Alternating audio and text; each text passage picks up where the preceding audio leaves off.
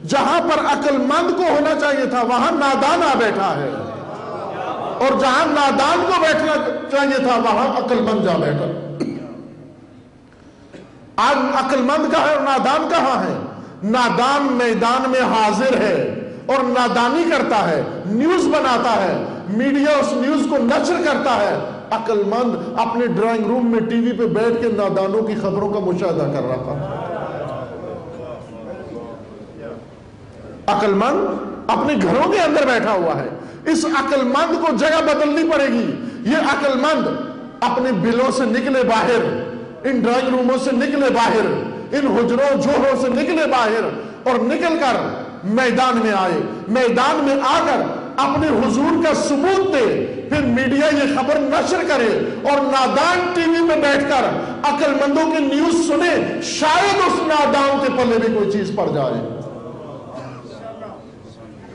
عقل مند نظارہ کر رہا ہے، نادان میدان میں حاضر ہے۔ آج 23 مارچ یہ یاد دلاتی ہے کہ پاکستان نادانوں کے ہاتھ میں چلا گیا، نادان سیاستدانوں کے ہاتھ میں چلا گیا، نادان حکمرانوں کے ہاتھ میں چلا گیا، نادان نام نہاد رہنماؤں کے ہاتھ میں چلا گیا، نادان میڈیا کے ہاتھ میں چلا گیا، نادان سرمایہ داروں کے ہاتھ میں چلا گیا، نادان جاگیرداروں کے ہاتھ میں چلا گیا، اور نادان نوکروں کے ہاتھ میں چلا گیا، نادان مزدوروں کے ہاتھ میں چلا گیا، اور ان نادانوں کے ہاتھ میں چلا گیا جنہوں نے اپنی نالائکی سے اس ملت کو بیچ دیا، اس کا شرف بیچ دیا، اس مملکت کو بیچ دیا۔ کون اس کو واپس لائے گا اور کیسے لائے گا؟ یہ سوال ہے، ہمیشہ ہم پوچھتے ہیں کیا ہوگا، کیسے ہوگا؟ عزیز من، کیا ہوگا؟ تو کربلا کو بھی مانتا ہے، حیران بھی ہے کہ کیا ہوگا۔ تو حسین بھی کرتا ہے، پریشان بھی ہے کیا ہوگا۔ حسین کو پہچانا یا نہیں پہچانا؟ کربلا کو سمجھا یا نہیں سمجھا؟ عاشورہ کو سمجھا یا نہیں سمجھا؟ اگر عاشورہ کو سمجھا ہے اس پہ ایمان بھی لے آ، حسین کو اگر سمجھے تو اس پر ایمان بھی لے آ۔ حسین تجھے بتائے گا کہ رائے حل کیا ہے، تجھے کرنا کیا ہے، کیا کرنا ہے۔ تو فقط اپنے حضور سے، اپنے وجود سے، اپنے ہونے کا معنی بتا، اپنے ہونے کے معنی کا اظہار کر۔ جس میدان میں تجھے ہونا ہے وہاں پر تو حاضر رہے۔ نادانوں کے سپرد مت کرو، ان خود فروشوں کے سپرد مت کرو۔ کیا واقعاً آج پاکستان کے اتنے عرصے بعد یہ حال ہونا چاہیے تھا اس مملکت کا، اس کے رہنے والوں کا، جس کی ہر چیز انہوں نے اٹھا کر بیچ دی، ہر چیز فروخت کر دی، ذلت کی انتہا کر دی اس قوم کے لیے، رسوائی کو انتہا تک پہنچا دیا۔ کون اس عظمت رفتہ کو واپس لائے گا؟ وہی جسے حضور کا معنی پتا ہے۔ نظارہ چھوڑو، نظارہ چھوڑو، میڈیا کے اوپر بیٹھ کر نادانوں کی نادانی کا نظارہ چھوڑو، میڈیا کے اوپر بیٹھ کر احمقوں کی حماقت پہ سر دھننا چھوڑو، میڈیا کے سامنے بیٹھ کر یہ لو و لعب کو دیکھنا چھوڑو، اس لو و لعب کے اندر شریک ہونا چھوڑو۔ یہ سیاسی ڈرامہ جس کے ابھی تیار ہو رہے ہیں، سینیریو تیار ہو رہے ہیں، سیاسی فلم تیار ہو رہی ہے نا، ابھی شوٹنگ ہو رہی ہے اس کی، سینیریو لکھا گیا ہے اس کا، اور سیاسی ناٹک رچایا جائے گا، اور اس کے اندر ہم اس وقت بیٹھے ہوئے یہ دیکھ رہے ہیں اس وقت کیا ہوگا، یہ پاکستان کون بچائے گا؟ پاکستان بچانے والے ڈھونڈ رہے ہیں۔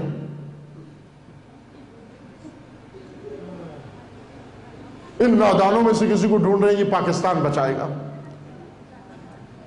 قرآن پڑھ کے دیکھو کہ ملک بچانا، امت بچانا، ملت بچانا، دین بچانا کس کی ذمہ داری قرار دیا گیا، کس کی سپرد کیا گیا، کس کو محافظ دین بنایا گیا؟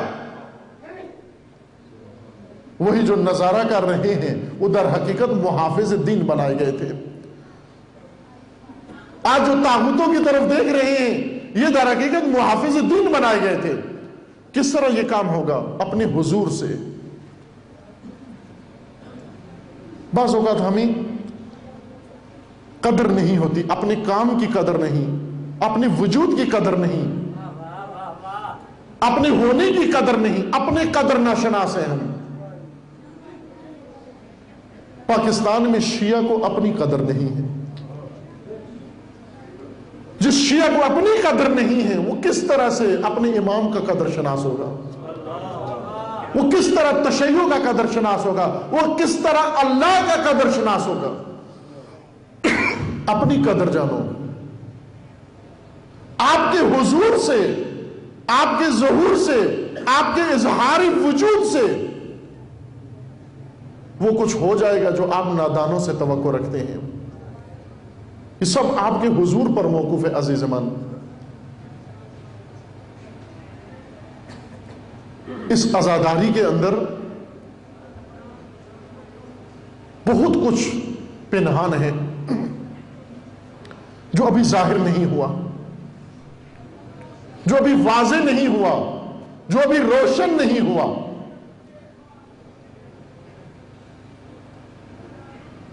عقیدت و حقیقت کربلا اس موضوع پہ بیان کیا ہے، مفصل گفتگو وہاں ہے. اشارہ ابھی یہاں پر آپ کی خدمت میں عرض کرتا ہوں. ہم ابھی عقیدتوں کی عزاداری کرتے ہیں، لیکن حقیقت عزاداری ان عقیدتوں کے تلے چھپی ہوئی ہے. عزادار اپنی عقیدتوں کا اظہار کر رہے ہیں اور بعض مصلحین ان عقیدتوں میں اعتراض کرتے ہیں. کچھ اپنی عقیدتوں کا اظہار کرتے ہیں اور دوسروں کا فریضہ کیا ہے کہ ان کو عقیدتوں کے اظہار سے روکیں. توجہ سے سنیے. ایک طبقہ عقیدتوں کا اظہار کر رہا ہے، دوسرا اس کی عقیدتوں کے اظہار میں تصفیہ کر رہا ہے کہ مت کرو، عقیدت کا اظہار مت کرو، یہ نہ کرو، وہ نہ کرو، فلاں نہ کرو، عقیدت کا اظہار نہ کرو. دونوں میں سے جو بھی کامیاب ہو جائے، عقیدت مند کامیاب ہو جائیں یا مصلحین عقیدت کامیاب ہو جائیں، دونوں صورتوں میں عزیزان نتیجہ وہ نہیں نکلنا جس کے لیے عزاداری کا اجرا کیا گیا تھا، آغاز کیا گیا تھا. عزاداری کا نتیجہ کب نکلے گا؟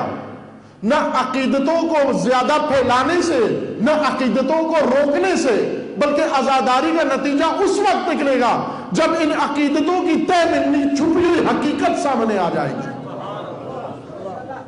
وہ حقیقت سامنے آنے جائے گی. امام راحل امام خمینی رضوان اللہ تعالیٰ علیہ نے یہ فرمایا تھا، ما حرچ دارین السید الشہداء دارین.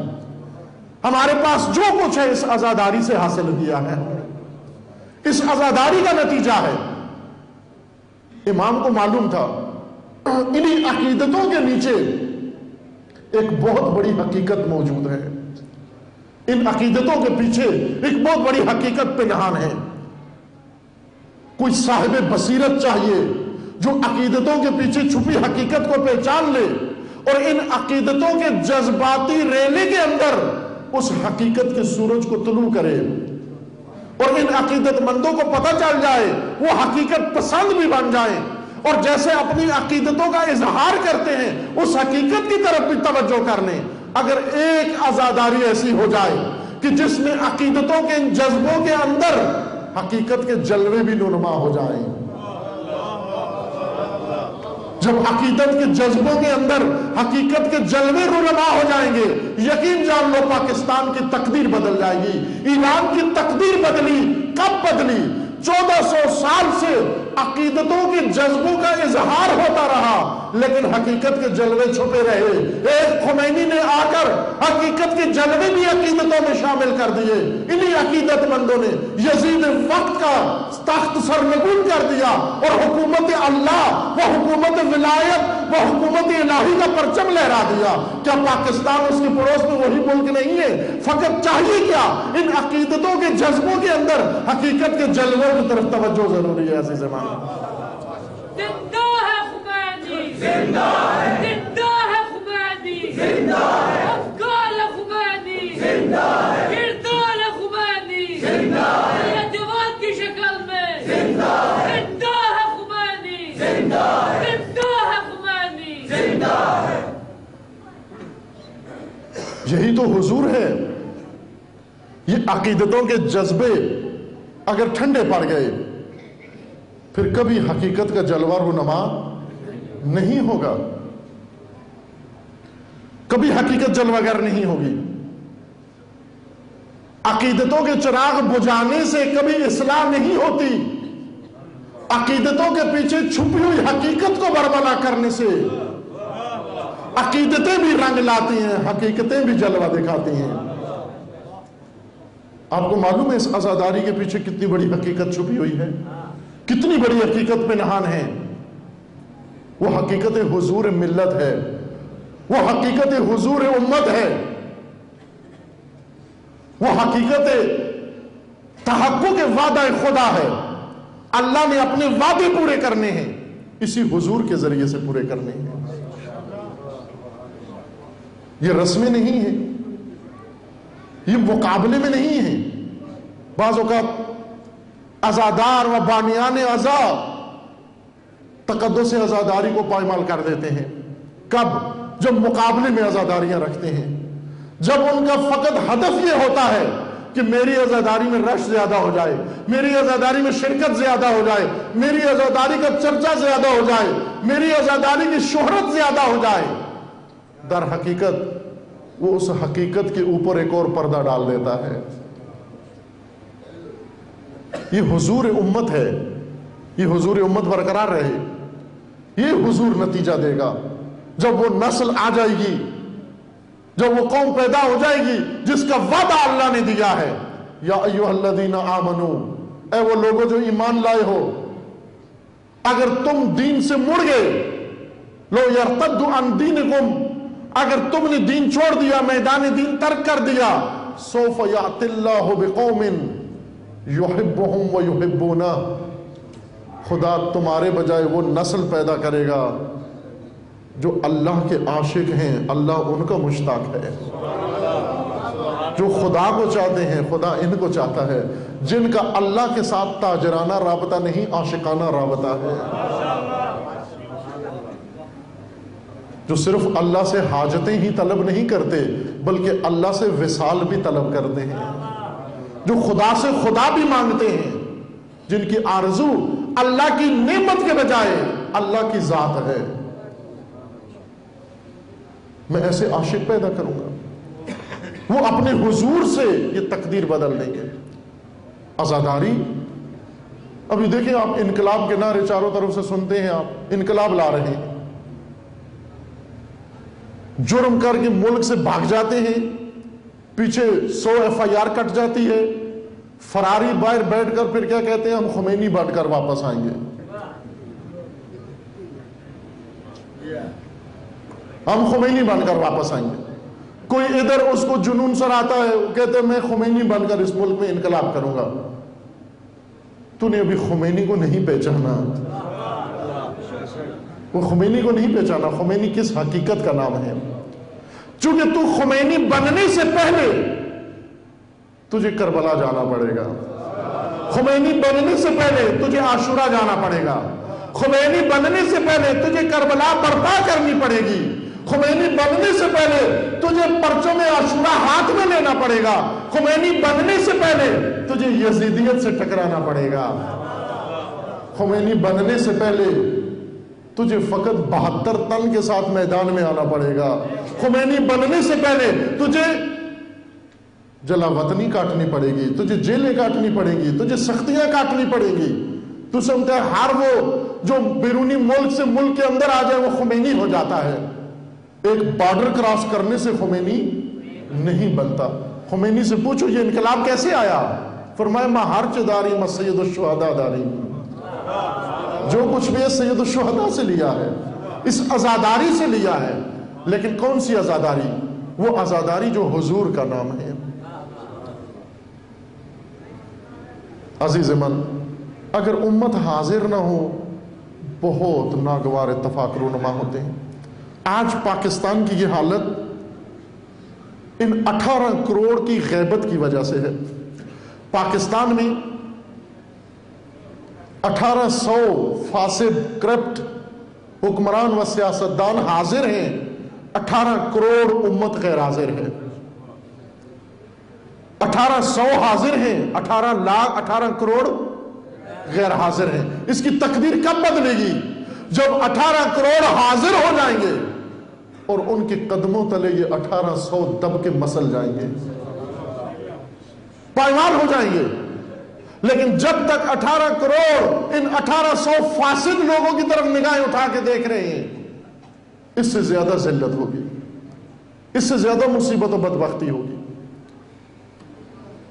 چند سال قبل جب حکومت بدل رہی تھی، اس وقت آٹے کا بحران تھا، یاد ہوگا بعض دوستوں کو، کہا تھا اس وقت آٹے کا بحران تھا۔ وہ حکومت سابقہ، وہ منسٹر جو باہر سے پارسل کیا گیا تھا ادھر، اور وہ پارسل ادھر آیا، کھولا انہوں نے اور اس کو پرائم منسٹر بنا دیا، اور پھر پارسل واپس چلا گیا جہاں سے آیا تھا۔ وہ پارسل والا وزیر اعظم، اس نے آ کر کہا ہم نے ملک کو ترقی کے عروج پہ پہنچا دیا ہے، اور جب جس دن جا رہے تھے اس دن ملک میں کسی کو تو آٹا نہیں ملتا تھا، یاد ہوگا آپ کو بھی، آٹا نہیں ملتا تھا کسی کو، ترقی کے اتنے عروج پہ پہنچایا کہ آٹا بھی نہیں ملتا تھا۔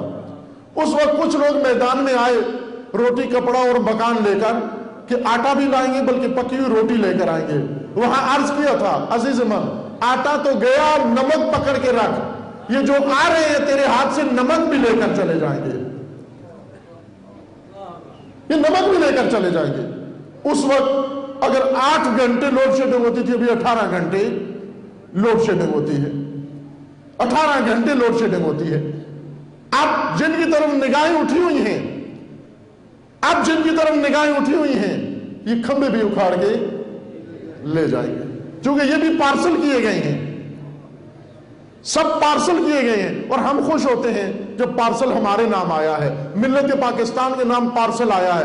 کہاں سے آیا؟ امریکہ سے آیا ہے، کہ اس پارسل کے اندر ہم نے تمہارے لیے وزیر اعظم بھیجا ہے۔ یہ تمہاری کوئی اقتصاد بچائے گا، کوئی تمہاری سیاست بچائے گا، کوئی تمہارا کیا بچائے گا؟ عزیز من، وہ آٹا تو گیا، نمک بھی گیا، اب جو بچا کھچا ہے یہ بھی تمہارے ہاتھ سے چلا جائے گا۔ کس سے امیدیں لگا کے بیٹھے ہیں ہم؟ کس فضا و دنیا میں ہیں ہم؟ اس میڈیا نے کیوں ہمارے ذہن مفلوج کر دیے ہیں؟ کیوں طلسم زدہ ہو گئے ہیں ہم؟ کیوں مداری کے مداری پن میں آ گئے ہیں ہم؟ دیکھیں کبھی مداری لگتا ہے، دیکھا ہوگا نا تماشا مداری کا، وہ کیا کرتا ہے؟ مداری چشم بندی کر کے پھر کہتے ہیں کہ ابھی دیکھو میں اس آدمی کا سر تن سے جدا کرتا ہوں، مداری کہتے ہیں ابھی میں یہاں آگ لگاتا ہوں، مداری کہتے ہیں ابھی میں یہاں پر سونے کی کوئی چیز حاضر کرتا ہوں، اور ہمیں وہی کچھ نظر آنا شروع ہو جاتا ہے۔ یہ مداری کی چشم بندی ہے، یہ قوم طلسم زدہ ہو گئی ہے، میڈیا نے اس کو طلسم زدہ کر دیا ہے، یہ مداری میڈیا نے۔ مداری میڈیا اتنے اس کے سامنے چرچے کرتا ہے کہ سب کے سب طلسم زدہ ہیں، سمجھتے ہیں کہ ابھی جو مداری نے کہا وہ ہونے والا ہے۔ آنکھیں کھولو، چشم بندی سے باہر آؤ، جو کچھ بچ گیا ہے یہ بھی جانے والا ہے، یہ بھی ختم ہونے والا ہے۔ راہ نجات آپ کے پاس ہے، راہ نجات تشیع کے پاس ہے، راہ نجات راہ حسین ابن علی میں ہے، راہ نجات عاشورہ کے پاس ہے۔ لیکن عاشورائی خود یزیدیوں کی طرف امید کی نگاہوں سے دیکھ رہے ہیں، عمر سعد سے امید لگا کے بیٹھے ہیں، شمر و خولی سے امید لگا کے بیٹھے ہیں۔ جب حسینی یہ طمع کریں، جب حسینی کی آنکھوں پہ پٹی بن جائے، پھر کون نجات دے گا اس امت کو؟ یہ غیر حاضری بہت نقصان دہ ہے۔ امت کی غیر حاضری نے ملک کا یہ حشر کر دیا۔ آج تشیع کی حالت جو پاکستان میں ہے یہ غیر حاضری کی وجہ سے ہوئی، غیر حاضر لوگوں کی وجہ سے ہوئی۔ اس کو اپنی غیر حاضری کو حضور میں بدلو۔ ملک تشیع و اسلام و دین، یہ 5 کروڑ 10 کروڑ شیعہ بچا سکتے ہیں پاکستان کے اندر۔ اگر لبنان میں چند ہزار شیعہ لبنان بچا سکتے ہیں، فلسطین بچا سکتے ہیں، غزہ بچا سکتے ہیں، قدس آزاد کرا سکتے ہیں، اور ایک ایک کر کے یہ عرب یزید و طاغوت سرنگون کر سکتے ہیں، پاکستانی شیعہ کیوں نہیں یہ کم کر سکتا؟ کیا اس کے اندر جذبہ حسینی کم ہے؟ کیا اس کے اندر یہ شور حسینی کم ہے؟ کہیں زیادہ ہے، لیکن حضور نہیں ہے، ہم حاضر نہیں۔ ہم کون ہیں جن کو علی نے کہا تھا، علی نے اپنے پیروکاروں کو کہا تھا الشہود ان کا غیاب، تم کون سے حاضر ہو؟ غائب لوگوں کی طرح؟ تم کون سے حاضر ہو؟ غائب لوگوں کی طرح۔ ان کو علی علیہ السلام نے فرمایا والذی نفس بیدہ، اس خدا کی قسم جس کے قبضہ قدرت میں علی کی جان ہے، یہ شامی عزیز ان قریب تم پر غلبہ پا لیں گے۔ کیوں غلبہ پا لیں گے؟ اس لیے کہ تم شہود ان کا غیاب ہو، تم وہ حاضر ہو جو غائب لوگوں کی طرح ہو، تم حاضر نہیں ہو۔ اس حضور کو لوٹاؤ، یہ حضور راہ نجات ہے۔ یہ قتل عام تشیع کا جو روز سنتے ہیں ہم، درجنوں شیعہ ایک ایک دن میں شہید کر دیے جاتے ہیں اور ہم صرف افسوس کرتے رہتے ہیں۔ یہ حضور اس قتل عام کو روکے گا، حضور پاکستان کو بچائے گا، حضور ملت پاکستان کو بچائے گا، حضور شیعہ کو بھی بچائے گا، حضور شیعہ سنی کو بھی بچائے گا۔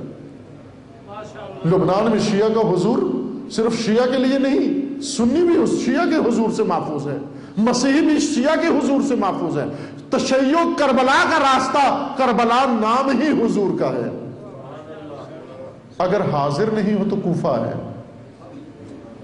تشیع نام ہی حضور کا ہے، کربلا نام ہی حضور کا ہے، عاشورہ نام ہی حضور کا ہے۔ اگر حضور نہ ہوا بہت دردناک مصائب ہوں گے، اس سے بھی زیادہ دردناک۔ اس غیر حاضری کو ختم کرو عزیز من۔ جب امت غیر حاضر ہو پھر بہت المناک واقعات رونما ہوتے ہیں۔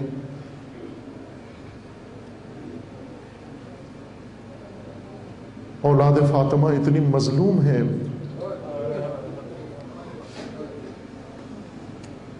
رسول اللہ کی رحلت کے بعد جب امت غائب ہو گئی، فاطمہ حاضر تھی میدان میں،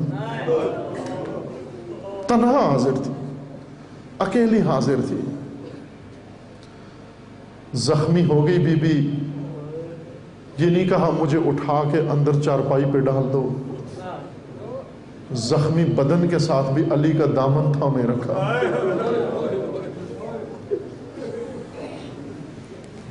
زخمی بدن کے ساتھ علی کا دامن تھامے رکھا، ولی کا دامن تھامے رکھا۔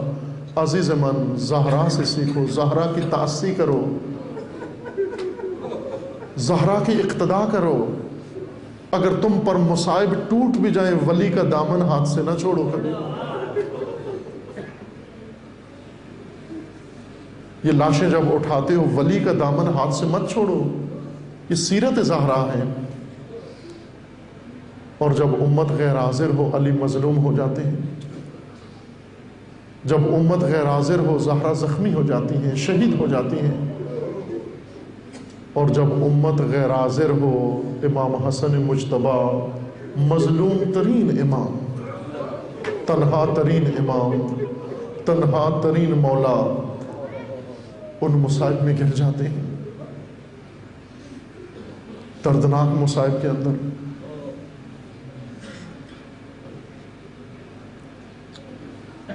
ایک زہر جعدہ نے پلایا تھا، ایک زہر ساتھیوں نے پلایا تھا۔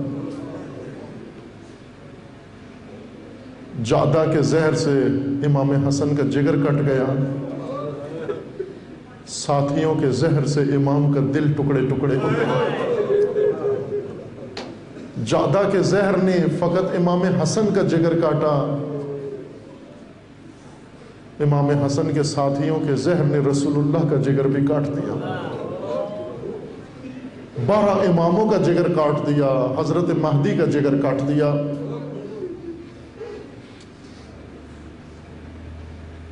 عزیز من، جب امت غیر حاضر ہو جائے، امام حسن مجتبیٰ فرماتے ہیں وہ دردناک جملے جو سن کر جگر پھٹتا ہے. امام فرماتے ہیں میں نے دیکھا ایک طرف میرا دشمن شامی موجود ہے اور ایک طرف میرے کوفہ کے ساتھی موجود ہیں. میں نے دشمن کا منصوبہ بھی جانچا، میں نے ساتھیوں کا منصوبہ بھی پڑھا. دشمن نے کیا منصوبہ بنایا تھا؟ دشمن نے منصوبہ یہ بنایا کسی دھوکے سے صحیح، کسی جرم سے صحیح، کسی ظلم سے صحیح امام حسن سے حکومت لے لی جائے، اقتدار لے لیا جائے. لیکن یہ جو میرے ساتھی تھے انہوں نے کیا منصوبہ بنایا؟ انہوں نے منصوبہ یہ بنایا کہ امام حسن کو رسیوں میں باندھ کے شامیوں کے ہاتھ فروخت کر دیا جائے. امام فرماتے ہیں میں نے دونوں منصوبے دیکھے تو مجھے دشمن کا منصوبے میں بہتری نظر آئی. میں نے اس کو بلا کے جام زہر پی لیا، صلح پہ دستخط کر لیے کہ یہ پسند نہیں کیا کہ میں اپنے ساتھیوں کے ہاتھوں اسیر ہو جاؤں، میرے ہاتھوں میں رسن ڈالے جائیں. امام فرماتے ہیں میں نے دشمن کے منصوبے کو ترجیح دی، میں نے اس کے ساتھ صلح کر لی. لیکن صلح کے بعد بھی مظلومیت حسن ختم نہیں ہوئی. عزیزان، امام حسن مدینہ کے اندر موجود ہیں اور اہل بیت کے چاہنے والے بھی موجود ہیں، پھر بھی شام سے آتے ہیں افراد اور امام حسن کو مدینے میں آ کر سامنے آ کر برا بھلا کہہ کے چلے جاتے ہیں. مدینہ میں کوئی اٹھتا نہیں ہے، ان کا منہ بند کرنے والا کوئی بھی نہیں ہے. اس طرح حکومت کے تابع بن جاتے ہیں. اور پھر وہ دن آ جاتا ہے کہ جب امام حسن مجتبیٰ پیغام بھیجتے ہیں ابی عبداللہ حسین کو بلاؤ. ابی عبداللہ آ جاتے ہیں. امام حسن مجتبیٰ وصیتیں شروع کرتے ہیں.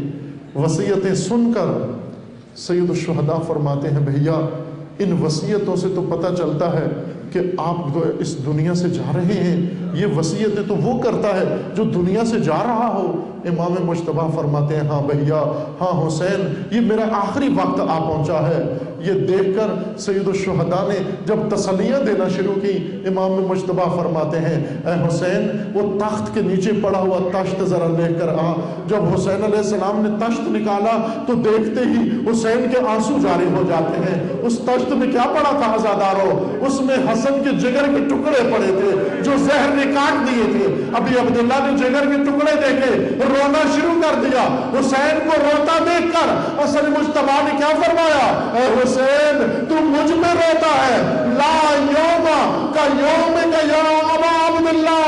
اے ابو عبداللہ جب تیری لاش کے ٹکڑے ہو جائیں گے تجھ میں رونے والا کوئی نہیں ہوگا. آج میرے جگر کے ٹکڑے ہو گئے، میری بہنا موجود ہے، اے حسین تو موجود ہے، مجھے دفن کرنے والے موجود ہیں، میرا جنازہ پڑھنے والے موجود ہیں. لیکن جب تیرا وقت آ جائے گا تیری لاش میں گورو کفن پڑی رہ جائے گی، بہن روتی ہوئی چلی جائے گی، علی ابن حسین آنسو بہاتے ہوئے چلے جائیں گے.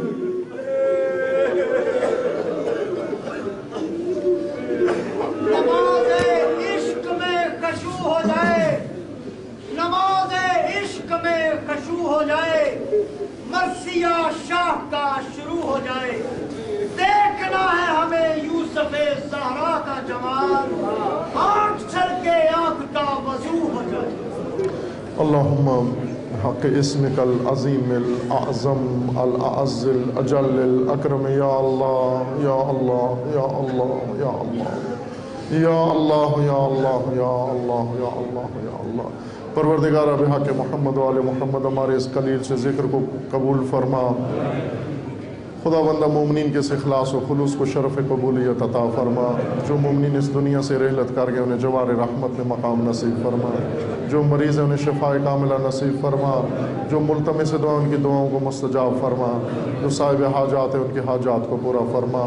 جو کسی مشکل و مصیبت میں گرفتار ہیں ان کے تمام مسائل و مشکلات کو برطرف فرما. پروردگارہ امت اسلامیہ کے اندر اتحاد و اتفاق برقرار فرما. امت مسلمہ کو ظلم و ستم سے نجات عطا فرما. ان ظالمین کو ظلم سمیت نیست و نابود فرما. امریکہ اور اسرائیل کا خاتمہ فرما.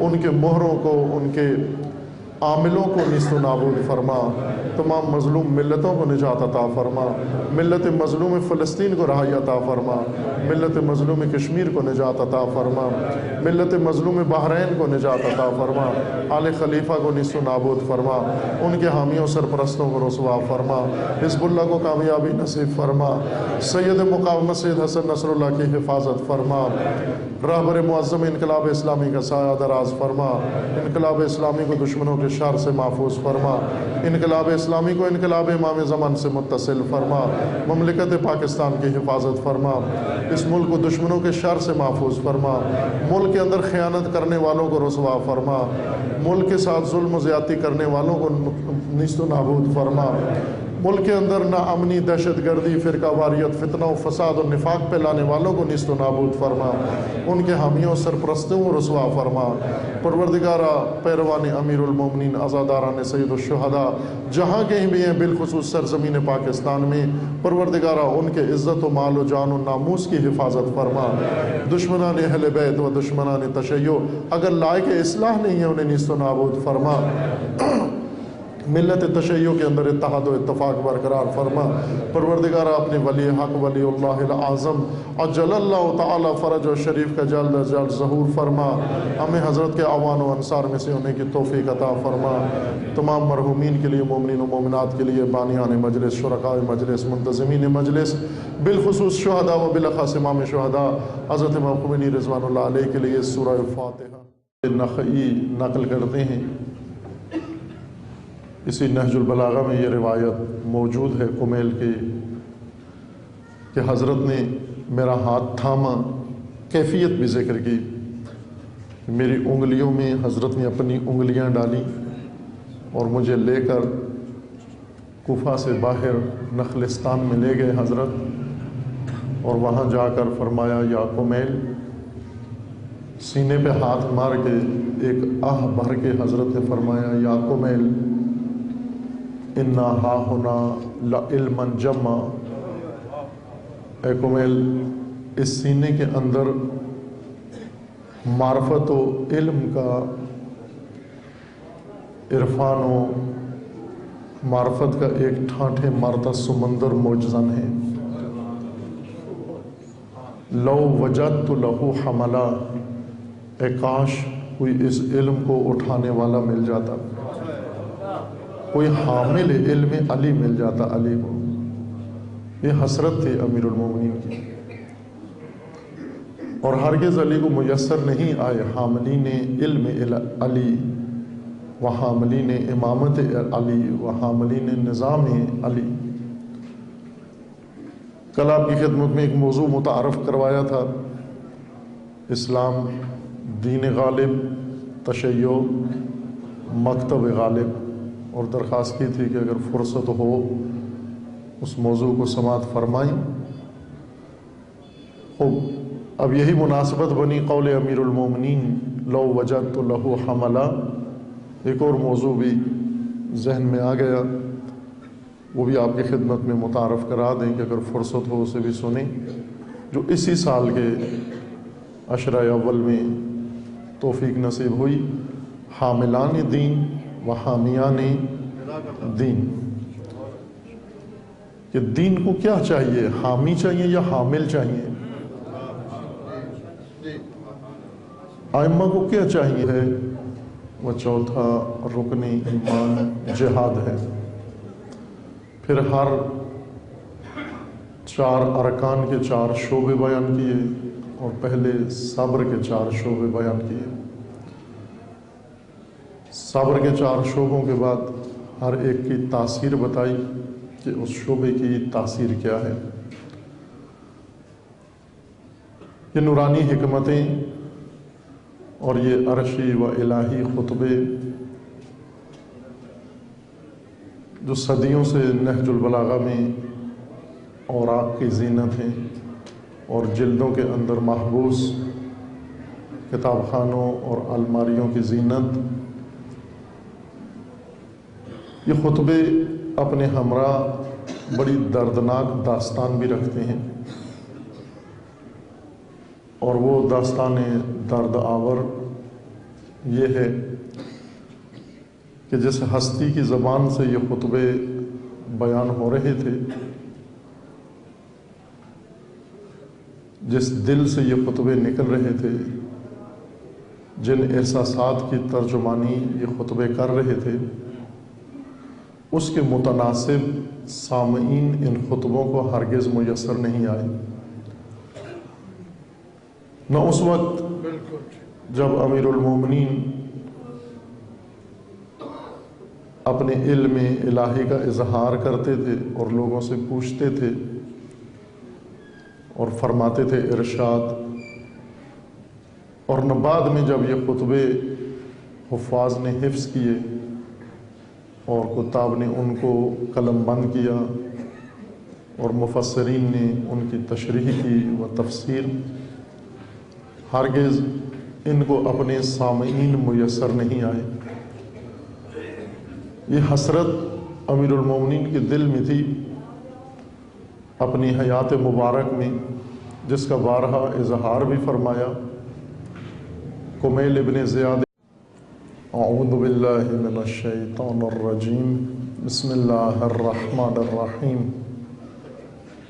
الحمدللہ والصلاة والسلام علی رسول اللہ وآلہ آل اللہ، واللعنۃ الدائمۃ علی اعدائہم اعداء اللہ من یوم عداوتہم الی یوم لقاء اللہ، اما بعد، فقال امیر المؤمنین علی بن ابی طالب علیہ الصلاۃ والسلام: الایمان علی اربع دعائم، علی الصبر والیقین والعدل والجہاد، والصبر منها على 4 شعب، على الشوق والشفق والزهد والترقب، فمن اشتاق إلى الجنة سلا عن الشهوات، ومن أشفق من النار اجتنب المحرمات، ومن زهد في الدنيا استهان بالمصيبات، ومن ارتقب الموت سارع إلى الخيرات۔ درود پڑھیے محمد و آل محمد۔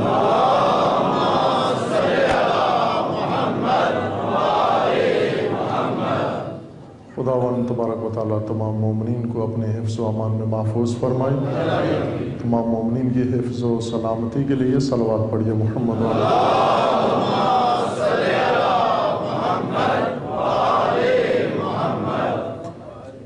امیر المومنین علیہ السلام کا کلام نورانی نہج البلاغہ کے تیسرے حصہ سے حکمت نمبر 30 کو عنوان سخن قرار دیا ہے، جس میں حضرت سے پوچھا گیا ایمان کی حقیقت کیا ہے۔ جواب میں ارشاد فرمایا ایمان کے 4 ستون ہیں، 4 رکن ہیں۔ پہلا رکن ایمان صبر ہے، دوسرا رکن ایمان یقین ہے، تیسرا رکن ایمان زہد۔ وہ ہے جو مجھ پر اور میری آل پر صلوات سخاوت مندانہ نہ پڑے۔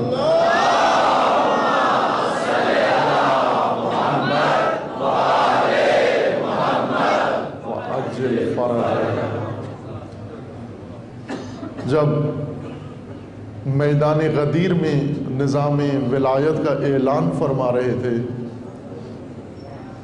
اور قرآن گواہ ہے کہ رسول اللہ کے دل میں ذرا خوف تھا، کھٹکا تھا، ڈر تھا، کہ یہ ڈر بھی بارہا عرض کیا ہے، یہ الہی ڈر ہے، فقط رہبروں کے دل میں ہوتا ہے۔ ہمارے دلوں میں اور ڈر ہوتا ہے اور الہی رہبروں کے دل میں اور ڈر ہوتا ہے۔ وہی ڈر جو موسیٰ کے دل میں تھا، وہی ڈر جو رسول اللہ کے دل میں تھا، اور وہی ڈر جو ہر الہی رہبر کے دل میں ہوتا ہے۔ وہ کیا ڈر تھا؟ وہ ڈر یہی تھا کہ نظام ولایت کو حاملوں کی ضرورت ہے، جو حمل کرے اس نظام کو اپنے دوش پر، اور جن کے سامنے میں بیان کر رہا ہوں یہ فقط حامی ولایت ہیں، حامل ولایت نہیں ہیں۔ اور حامی اگر کسی مجلس و مجمع میں آ جائے حمایت کر کے اپنے آپ کو بری و ذمہ قرار دیتا ہے، کہ میرا کام حمایت کرنا تھا، میں نے کر دی، امانت وہیں چھوڑ کے چلا جاتا ہے۔ لیکن حامل جب اس میدان میں آتا ہے اور امانت اس کے سامنے پیش کی جاتی ہے، وہ اپنے دوش پہ امانت کو ساتھ لے کے جاتا ہے، وہ اسے وہیں پہ چھوڑ کے نہیں چلا جاتا، وہ امانت اپنے دوش پہ لے کے جاتا ہے۔ غدیر میں ولایت کو حامی نصیب ہوئے، اور ولایت کی قسمت دیکھیں کہ 1400 سال سے فقط حامی ہی نصیب ہوئے، حامل نہیں ملے۔ ولایت بھی حامل ڈھونڈ رہی ہے، ولی بھی حامل ڈھونڈ رہا ہے۔ علی بھی حامی چاہیے یا حامل چاہیے؟ ابھی تک جو علی کو نصیب ہوئے ہیں حامی نصیب ہوئے ہیں، اور علی جس کو ڈھونڈ رہے ہیں وہ حامل ڈھونڈ رہے ہیں۔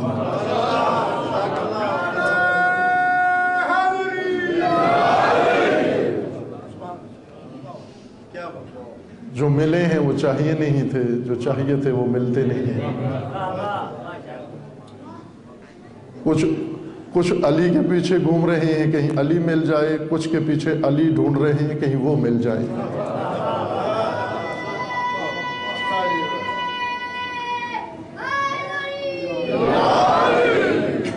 لو وجدت لہو حملا، اے کاش اس علم کو اٹھانے والے، اس معرفت کو اٹھانے والے، اس امانت کو اٹھانے والے کوئی مل جاتے، کوئی حامل مل جاتے۔ حمل کے لیے اس بوجھ کو اپنے دوش پہ اٹھانے کے لیے میدان میں حاضر ہونا ضروری ہے۔ حمایت کے لیے حضور شرط نہیں ہے، لیکن حمل کے لیے حمایت شرط ہے، حضور شرط ہے۔ جب آپ اس میدان میں حاضر ہوں جس میدان میں ذمہ داریاں بٹتی ہیں، تو پھر انسان کسی ذمہ داری کو حمل کرتا ہے۔ اور اگر انسان غائب ہو اس میدان سے، آپ توجہ کریں، رسول اللہ صلی اللہ علیہ وآلہ وسلم نے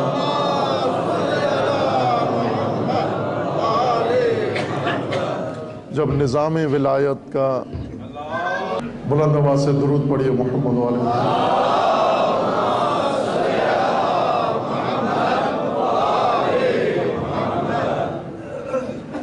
رسول اللہ کا فرمانا ہے کہ سب سے بڑا بخیل وہ نہیں ہے جو پیسہ خرچ نہ کرے، سب سے بڑا بخیل